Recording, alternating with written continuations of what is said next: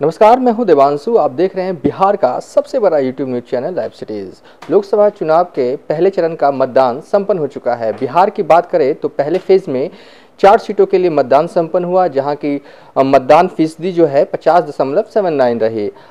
तमाम जो उम्मीदवार हैं वो अपनी अपनी जीत का दावा कर रहे हैं। इस बीच जमुई के हमारे संवाददाता राजेश कुमार ने चिराग पासवान से बात की है। चिराग पासवान ने बातचीत के दौरान कहा है कि वो जीत के लिए पूरी तरह आश्वस्त हैं। जमुई की जनता उन्हें वोट देगी क्योंकि बीते 5 सालों में जमुई का विकास हुआ है। यहाँ तक कि नीति आयोग ने भी मेरे काम को सराहा है। आगे आप वीडियो में देखिए हमारे संवाददाता से बातचीत के दौरान चिराग पासवान ने क्या कुछ कहा है।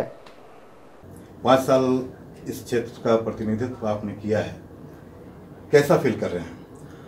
अच्छा फील कर रहा हूँ और विश्वास है अपने पिछले 5 साल के किए गए कार्यकाल पर। जिस तरीके से लोगों के बीच रहा, विभिन्न ऐसी योजनाएं हैं जिसको धरातल पर उतारा।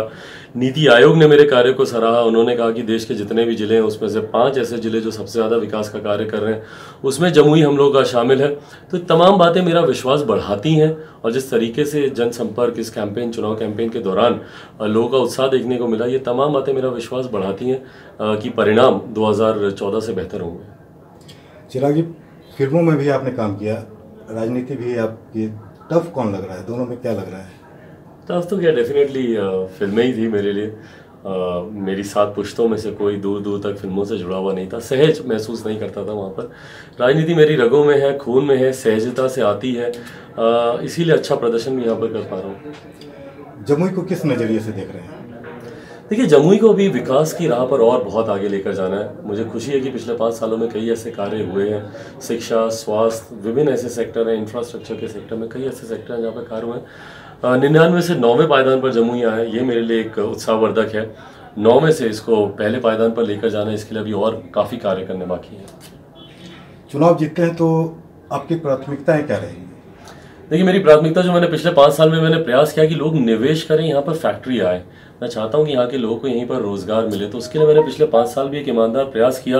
कहीं ना कहीं लोगों में एक असुरक्षा का भाव था, लोग डरते थे कि नक्सल प्रभावित है, और 5 साल पहले की परिस्थितियाँ भी थोड़ी ऐसी भयावह थी ही। यहाँ पर इंफ्रास्ट्रक्चर नहीं था, बिजली नहीं थी, कनेक्टिविटी नहीं थी, सड़कें नहीं थी।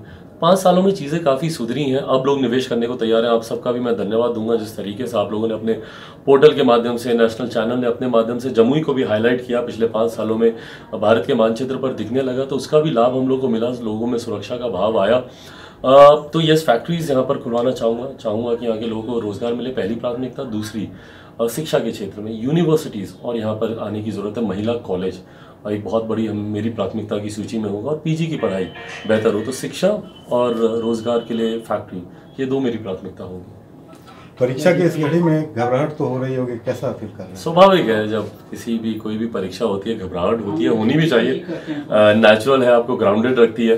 धक धक है थोड़ी सी, बट उतना ही विश्वास भी है कि परिणाम 2014 से बेहतर।